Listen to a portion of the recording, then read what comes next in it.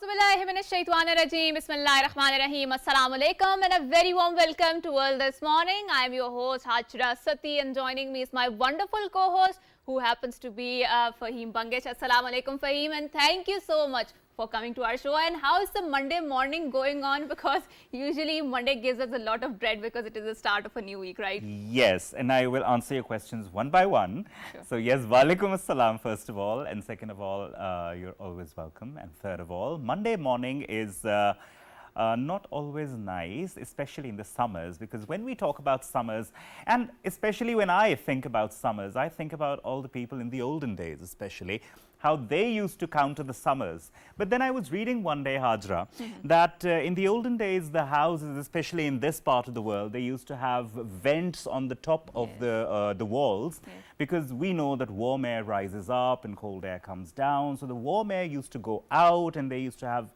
ventilated rooms, so they never actually needed ACs. But then came the invention, the innovation of ACs, and I think now the era that we live in, I think we pray for the person who invented the AC, who came up with the innovation of the air conditioner. So yes, now are different times, different people, different constructions, different housing. So yes, we are happy, and Monday is happy, and life is happy and good.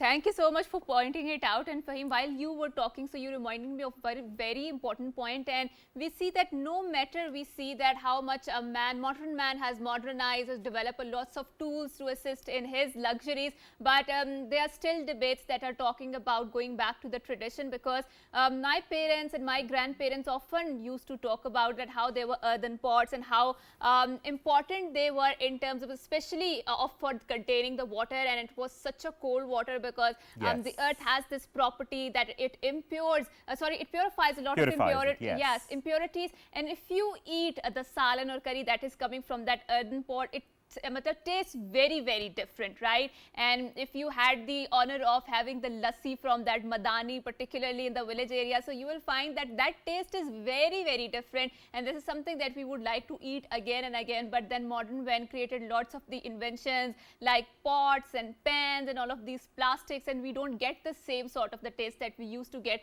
back in the We try to, old but we don't. Yes. And we see that there are lots of diseases on the rise because of this extremely unhealthy lifestyle, of very luxurious lifestyles that we are aspiring to lead and are also leading, of course.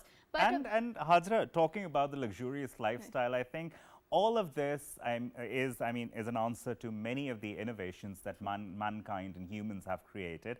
And when we talk about innovations, then we talk about businesses. When we talk about businesses, we talk about business people. And when we talk about business people, we talk about economy, how everything is so interrelated. It's just beautiful. And I think without much further ado, I would like to introduce our first guest in our first segment of the program. And she is Miss Humaira Mumtaz. She's an entrepreneur, she is a consultant, and she provides consultancy, and she runs an organization named as Empower I. So Humaira Saiba, Assalamu alaikum and welcome to PTV World, and a very good morning. Thank you so much. I'm honored to be part of this PTV World. Thank you so much. Lovely having you, ma'am.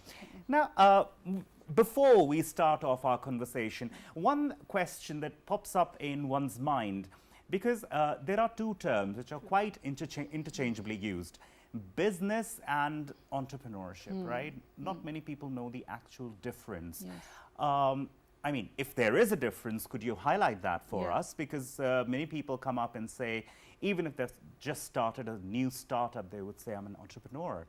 But if there is any difference, please highlight that for us. There is a lot of a difference between business and entrepreneur, in a sense that business is that whatever you're doing, this is that copy of the previous businesses that you are, struggling for that. But entrepreneur is something new, out of the box, that you are thinking about. For example, if someone starts to has the plan to start the business, so if he is having in his mind something like new innovations and new technique that he is going to introduce in the society, this is going to be the entrepreneur actually. But business is just like an orthodox kind of a things that you are already being doing, which is already existing in the market. So this is the difference between entrepreneur and business person. Right. And Ms. Sumaira, thank you for saying that and clarifying the ambiguities. But now let's come to your, particularly the concept of women empowerment and how it lies at the roots of, women empowerment, entrepreneurship and business, right? And also interlinked with the economy, just like Fahim mentioned and connected all of these dots, right? So why don't you explain us about your own venture and how did you come across this concept of consultancy, and that too, particularly why do you target women? Because when we talk about the business, we know that there are lots of men out there who are also doing business. So when you're particularly targeting women or your target market is women, so aren't you leaving out a large segment of the people out there? Yeah, very well said question, Hajra. I must say this thing, being an educationist, first of all, because I've been in education for 10 years almost, and after that I was in the business of this business consultancy. So keeping in mind both the experience of academia plus corporate sector, I concluded myself in a venture with the name of Empower I, Right. which is actually the main vision of the Empower I is to empower people to believe. Okay. So this is my tagline. So it's not only specifically related to the women, but I am focusing on all. But why especially women and youth? Because they are the most neglected part of our society. And when I came here, because I was in abroad and I was doing all these things, when I came here, and I found a huge gap that there are a lot of businesses over here the women are doing, but they don't have the roadmap in front of them. They don't have the guidance for how they are going to move for their businesses. So keeping in mind this gap, I want to fill that gap. So I have started my venture to fill that gap, because if you call yourself as an entrepreneur, one important thing is that you have to solve the problem of the society. Right. So that's why keeping in mind that problem, I started working on the women empowerment. Right. I started doing the consultancies to different women who are already in the businesses. You must have seen that there are a lot of women in the businesses, but they don't know how they are going to convert their business into the brand. Right. And even, ma'am, if we talk about businesses, we talk about entrepreneurship, I believe it's not just limited to women, because there's so many men out there, like Hajra said, who want to come in. But when it comes to our society, the concept is that the more risk there is, the more there is return. But people usually ignore the part of return. They say, no, business is a risky business. And I think the money, the savings that I have, I'm just going to lose them all, and it's no use. So I might as well just do a job and stay a 9-to-5 person. That's all. I disagree with you with this statement that there is a risk. If you are talking about the job, there are a lot of risk in the job also. True. You never know that tomorrow you are going to continue with your job or not. Precisely. So this is the same. Risk is everywhere. True. You cannot take risk as an excuse and say we cannot start the business. I think so. Risk is every part of your life. You only need to know how you're going to cater those risks. And business all about the passion that you're having with you. So what I believe is that if you are passionate about something, you can start anything. And also, ma'am, there is a concept that I hear around myself usually, that you need to be financially literate if you want to start a business, and it's not everybody's piece of cake. And you need to have that business mind if you want to go in it and venture something new, and if you want to follow your passion for that matter. So there are lots of things involved, and not everybody can do it. So is that true that not everybody can do it? Yeah, everybody can do it with proper guidance. What I believe. Right. Everybody can do it, because you can see, unfortunately, in Pakistan, there is only 1% of women entrepreneur. Why they are not so much growing? Because they are lack of the education, they lack of the awareness, they don't have the proper guidance, they don't have the financial literacy of that particular venture. So I think so. This is here I stand. I help them out to guide them for different education and awareness sessions. I myself conducted online virtual conferences to help the women to aware of all these gaps that they are lack of it. Right. so. And Ms. Sumaira, now let's touch the conversation, and I think Fahim already alluded to the fact that every business is fraught with lots of challenges, right? And like you mentioned that we're not even sure about whether we're going to live tomorrow or not, right? So, you know, the risk True is that. there, I mean, every moment in your life. So when we talk about women empowerment at the intersection of entrepreneurship, and I think we cannot neglect the factor of social media or digital communities online that are present there, right? Absolutely. So in Pakistan, we see that there are pockets of areas that are very conservative bills, and where the notion of honor and women mobility is very interlinked. So a lot of people do not allow women to go outside because they feel that these spaces are not safe. And I mean, yes, there are truths to that, because we do see that, you know, things are happening and lots of, I mean, challenges are there. Yes, yes. True. But I think that situation has been changed with the introduction of the online communities, right? Definitely. So it's a leveler at the same time, but Yes. it's also a great divider, because Yes. the communities which do not have access to internet, I mean, they're deprived of that particular privilege, right? So are you targeting also that segment which are living on the fringes, which do not have the access to the internet, or are you particularly focusing or catering to the needs of women who are? Yes, definitely. First of all, my target market is those who can connect through through me, through internet or IT, those who are aware of this, all this, using this thing. And one more thing is that I want to say that even everyone is having the mobile with them. So there is no excuse of that if you are living in the remote area, you cannot access anything. If one can access and learn anything from the YouTube, from, you know, interior Punjab or interior Sindh, I must say this thing, they can learn anything.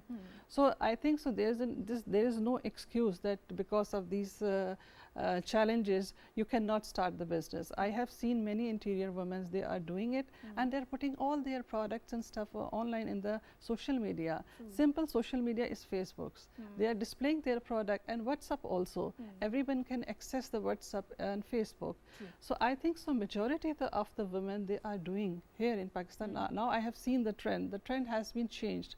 I have seen that women are presenting themselves through social media by using this Facebooks and WhatsApp. They are displaying their products, they are talking about their product, and there are a lot of awareness. And I have seen all these information from the interior. I'm not talking about that this Islamabad and Lahore and Karachi. I see. The core of the country. Exactly. I'm talking about the interior. So it's really easy for me to communicate with them.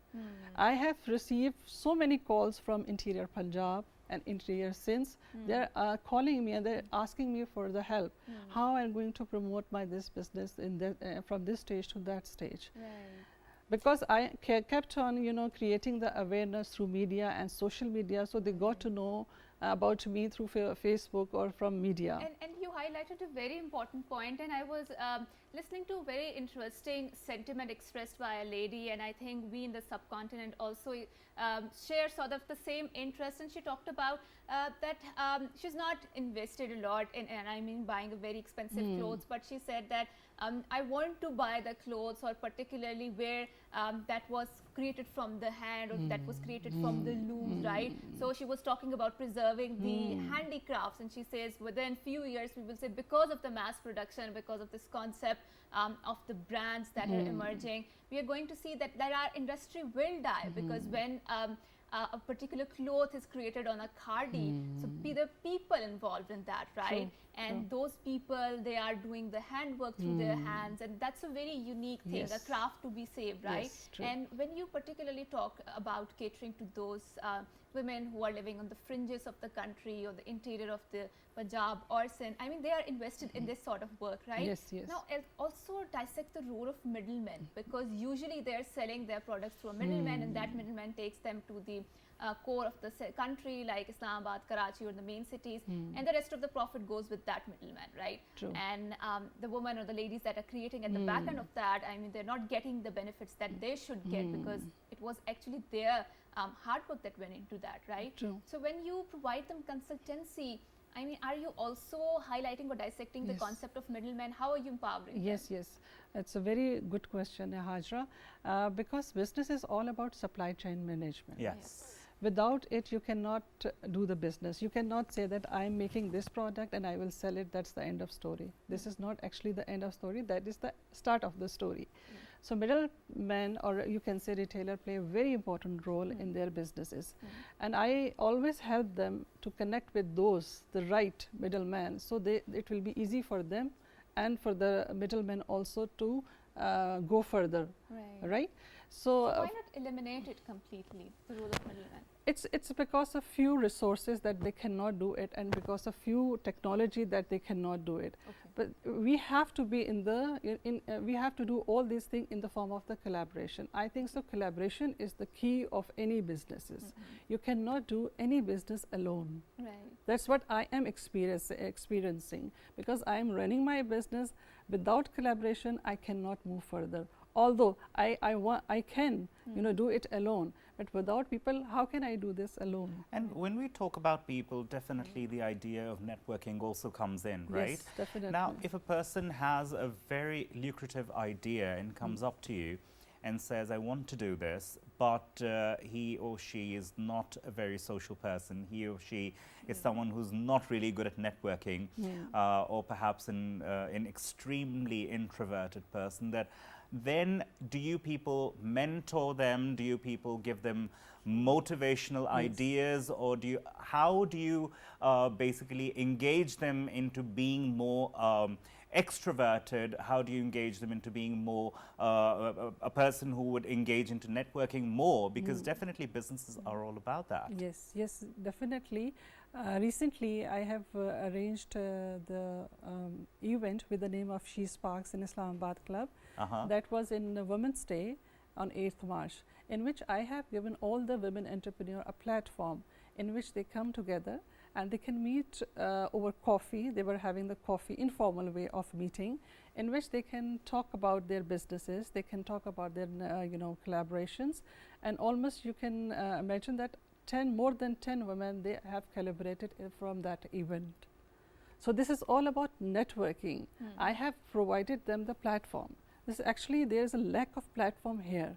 There are many associations, chambers and NGOs and all those, but the thing is, all of them, then they cannot cater all the women entrepreneurs. So the women entrepreneur, actually what they wanted an informal way, because you were talking about introverts kind of a woman. That's what I am targeting. So if you provide them informal platform, they can easily share their experiences. Well, they would be comfortable, yes, etc. exactly. Because you're talking about women now, won't you think that would be a bit gender biased? Because there are many men out there who would be introverted, who are not very social, and who don't have a vast network. What about that? What about that? Because my focus is mostly on the women, but definitely I cannot say that because men already has so much opportunity by going out. Right. So you cannot say that because this is our culture. So we cannot say that they are introvert. Although my son is also very introvert, they are some. But the thing is that we have to focus on those, I think so, areas which we are lacking. And you can say that women and the youth, they both are the key. You can say that element, yes, in the society, economical development. Men are already, mashallah, doing it. I think so. They don't need it. Actually, because I say that because I know someone who wanted to start something, and he was an introvert, and everybody kept on telling him, "You can't do it. You can't do it." He had so much demotivation, and now he's scared of doing anything, basically a venture of his own. That's why I was saying that. I thought he was feeling left out, that's why he said it. But I mean, anyways, that was an interesting point to be brought up. But now when we talk about the... But I just want to say that my venture actually targeting all those people who want to empower themselves, right? My tagline, if you can see that, empowering people to believe. That to gain them such a knowledge, such a motivation, such a session or such a mentorship, that they can feel empowered themselves. So it's not how I'm going to do it, it's all about that I am giving them the knowledge and skill with innovative and creative learning experience, And the third one is I empower them with the training, practical training. And So these one thing that comes to the mind as well, when it comes to critical thinking, do you also mentor them in perhaps a brainstorming session, Yes, giving yes, ideas? yes. Or do they come up with the ideas themselves? Yes, definitely, because my main focus is how I can convert their idea into the venture. Right. So this is the whole process that I am working on. And can you also recount some stories, success stories where you've also mentored women? So for example, it is usually thought that in order to start a business, you need to have certain level of education, formal education, I might like to add it, right? Or university graduate, or you might be a business graduate, right? But we see that, yes, business graduates are very common nowadays, but when we talk about a past, in the past ages, business graduation was not a requirement to start a business graduation, right? Yes. So, are there any particular stories where women from the fringes, from the peripheries, who are not that much educated in the formal education, they were able to successfully start up their business, and which sort of stands up like a beacon of hope to women out there? Yes. Actually, I want to share my own experience internationally also, because I have mentored almost more than 1,000 student startup projects. Okay. I see. Yes, and here also I am also mentoring different students projects also, because I am also connecting with the different universities. Lovely. So because of that experience, I think so that definitely they are having their unique ideas with them, but they don't know where they are going to move from them from that idea to the venture. So here I stand with them. So I will I'll guide them about that, to whom they are going to target that. But this is really important, because it's not only about the idea, it's about the validity of that idea that counts a lot. And I'm just referring to the one of my startup student who is having this small berries fruits farm. Okay, that's So interesting. what he just brought for me for the gift. So I just gave him the idea, why don't you start the business? This is a small thing that I have just given them. Then he started it with a simple packing, and after few months he started having his own outlet of that berries. Okay, that's So it's a very simple idea. It's not a very complicated, it's not a very technical, but the thing is the right target market that you have to click on that. So basically the key word is to start simple, basically. So all those of you who want to start a business, you can always contact Ms. Humaira, and always remember to start off simple and slowly and gradually move with baby steps towards the goal that you want to achieve. Humaira Saiba, thank you very much. You've given us some very good so much. insight today. Thank you so much. It was business lovely. activities. Yes. It was lovely talking to you and sharing my experience. Thank you so much. And pleasure is Wonderful all having you. ours, and thank you so much once again for coming and for enlightening us with your insights. Now we are moving on to a short break, and after we come back, we have an interesting discussion lineup. Don't go anywhere. Good morning.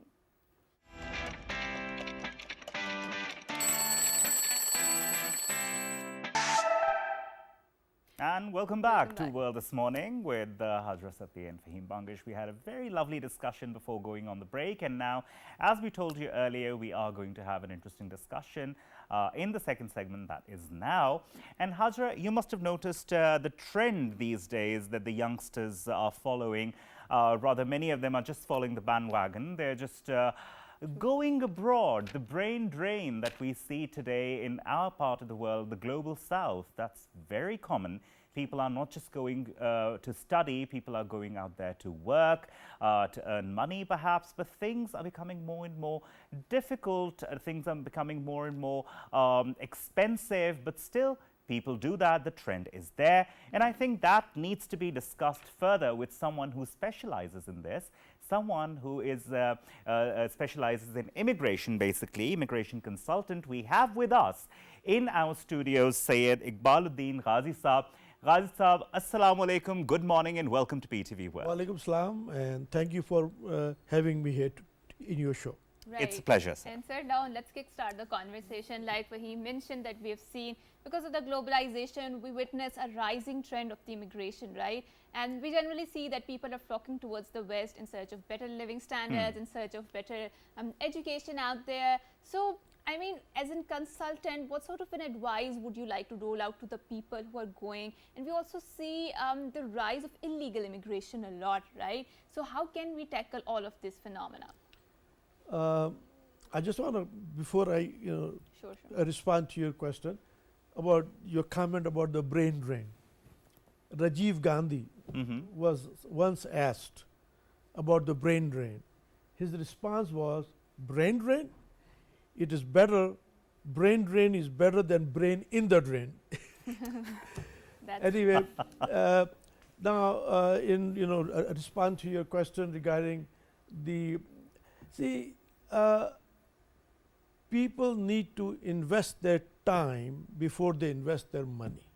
Right. If they want to choose a consultant, let's say for example Canada, simple.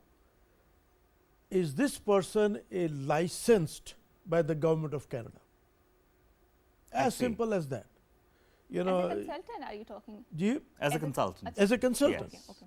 I mean, I'm operating in Pakistan because I'm licensed by the government of Canada and cleared by Royal Canadian Mounted Police that I am legit and I have a good background. Or not only me, but any consultant who is registered.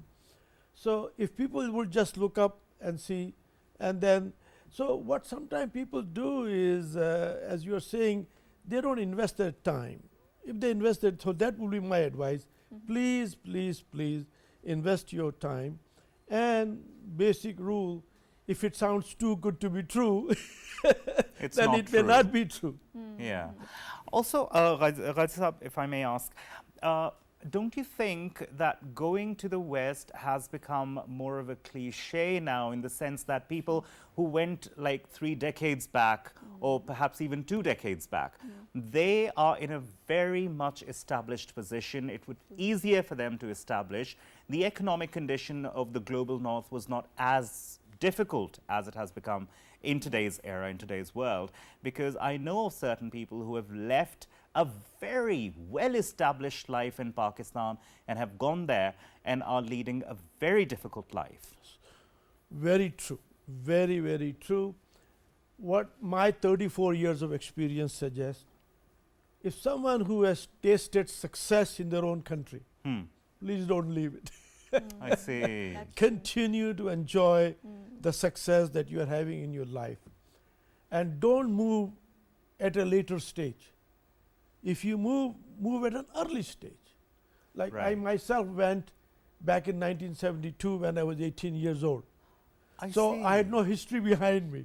So everything was good, and I was, anybody who goes at that stage, I don't want to speak about myself, but people who go younger with less success, in my opinion, from my experience, are more likely to be successful in the new country. Right, and now let's build on something which Fahim mentioned, and I think that's very pertinent for nowadays, that it's a very cliche to go to the West. I mean, sometimes yes, people want to have a more improved living standard there, and sometimes they want to acquire modernized education there. Yes, it's all happening, but then again we see, and I think I don't know how to best encapsulate it, but there's a Urdu phrase for that dur ke dhol suhane, right? Sometimes yes, sometimes which looks very flashy from very far behind, it's not very flashy when you reach near that particular goal post or point, right?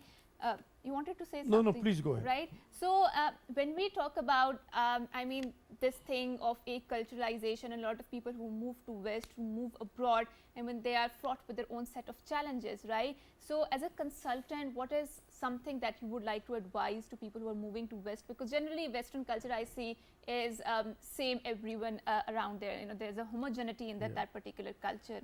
See, every country, they are looking for certain people, not all people, right, according to their own needs. They open that window. For example, let's say Canada. Canada is now very, very limited as to who they want. I see. They have closed the windows for 500 occupations. They have only kept the window open for the people that they need. That's what I meant when I initially said invest your time. Right now they are looking for medical professionals. Okay. If 1,000 doctors come to me today, 5,000 nurses come to me today, and 300 pharmacists comes, or anybody related to medical profession, they go to Canada and will be successful, Okay. because those are the ones that are needed in Canada.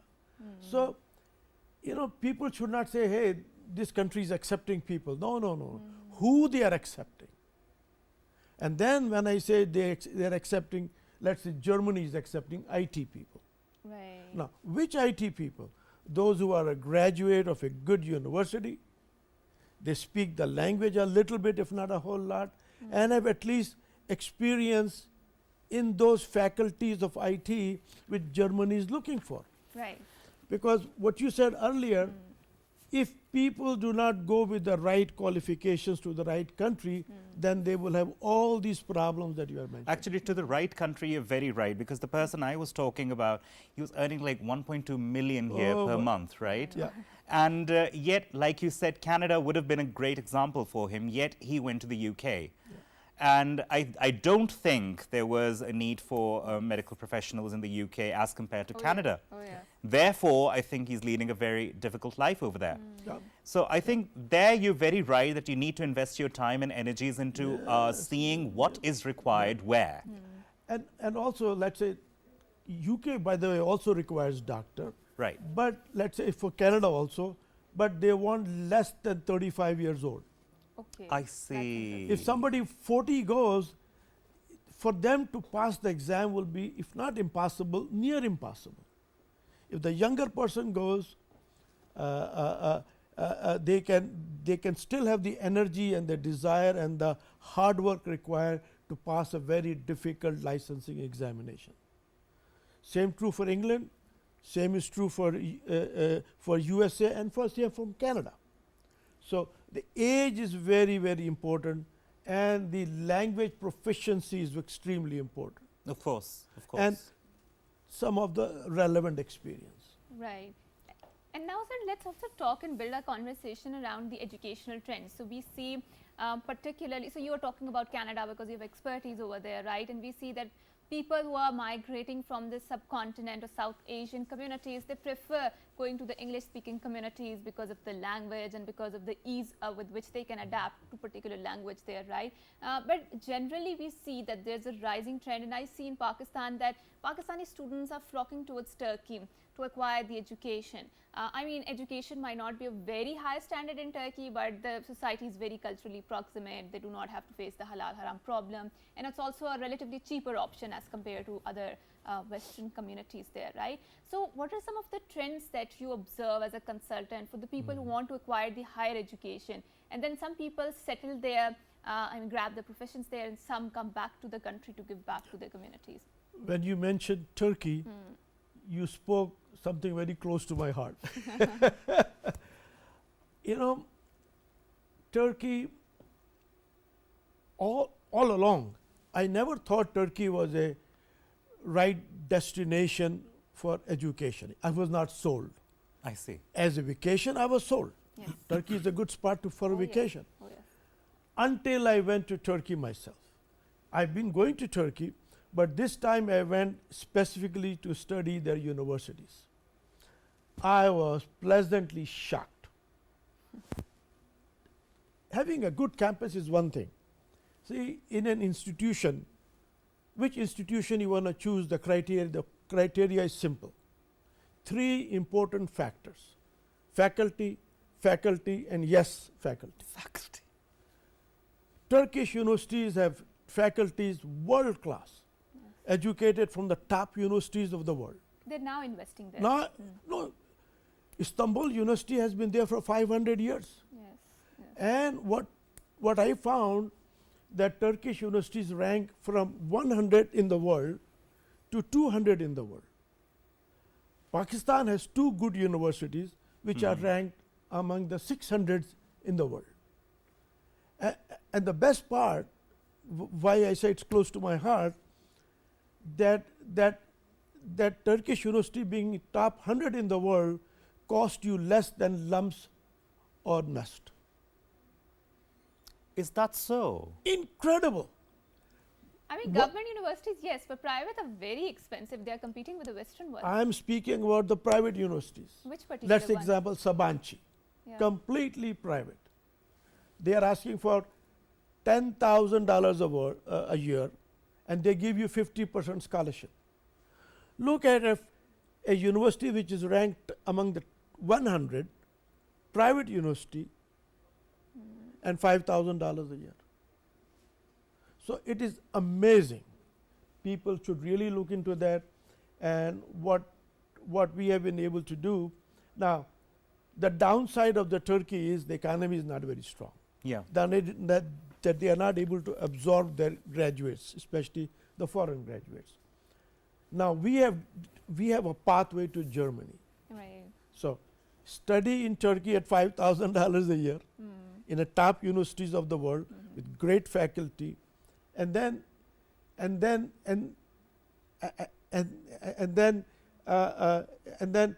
we have universities in Turkey that the final year is in Germany I see. with a German degree, and with a 12-month work authorization.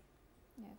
Study in Turkey at $5,000 a year, get a degree from Germany with 18-year work permit. Germany offers you immigration, and Germany offers you citizenship. So what you do is you become a citizen of the world. Then you sell you come back to Pakistan, sell your services to Pakistan or anywhere else in the world where your heart desires. Right. Because education is something that is really close to my heart, because I've seen many people who have been going there. But one thing that I haven't seen much is people coming back and serving their own country. Now, do you think it's a good idea that people should go there and just settle there rather than coming back here? You know, again, another topic very close to my heart. Now,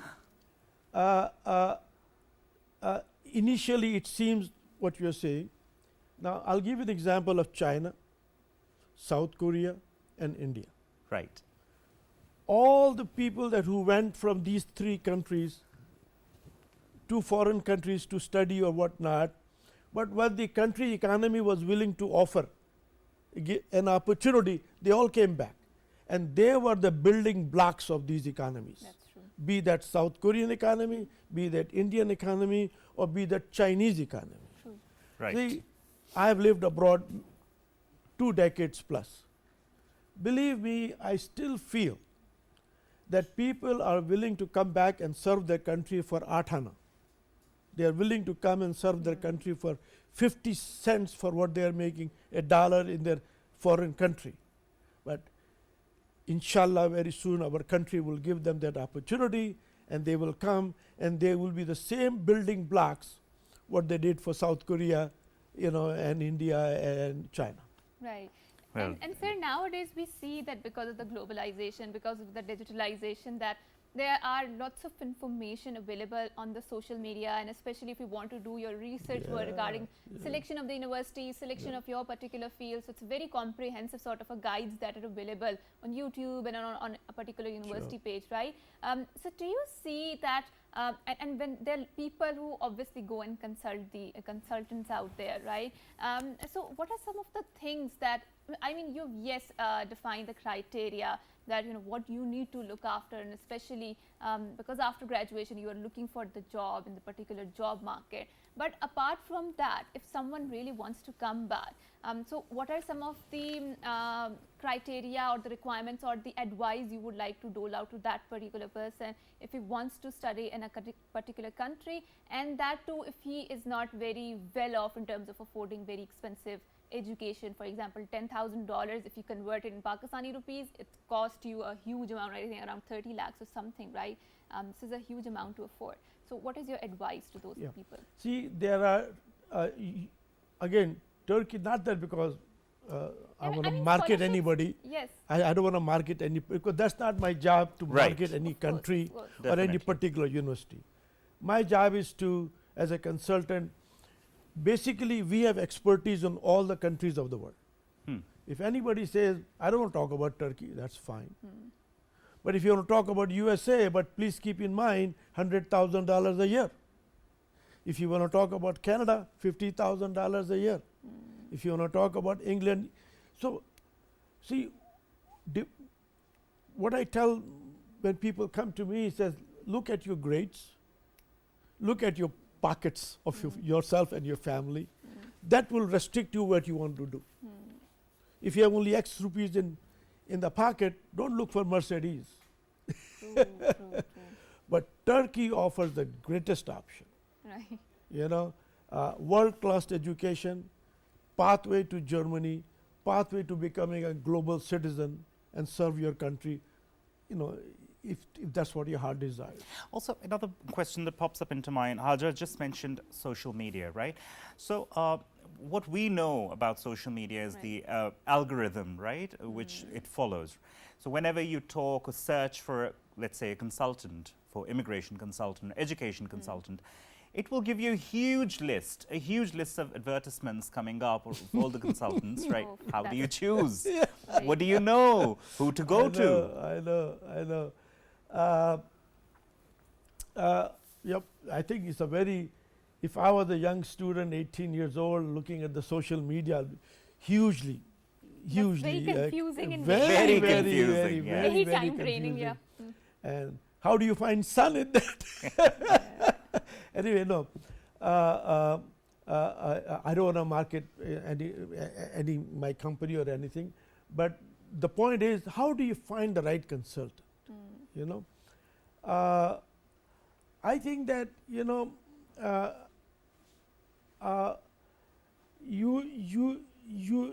have to choose the consultant because in the social media, as you're mentioning, they promise you the moon. Yeah. I think what you need to do is do some homework and find out which company has a. Right, and thank you so much because we are really short on time. Really And pressed for time, I know that's yes. a very interesting discussion, and we would like to continue and catch up with that discussion and follow up on that. But with that, thank you so much, sir, for coming to our show, Sure. for shedding Has light. been a total pleasure. Yes, and for shedding light on the immigration procedures and how to choose from that. And with that, we are bidding you farewell. Until next time, it's a goodbye, Allah Hafiz, and And good morning. morning. Thank you. Thank you so much. Thank you. Thank very you. much for asking good questions.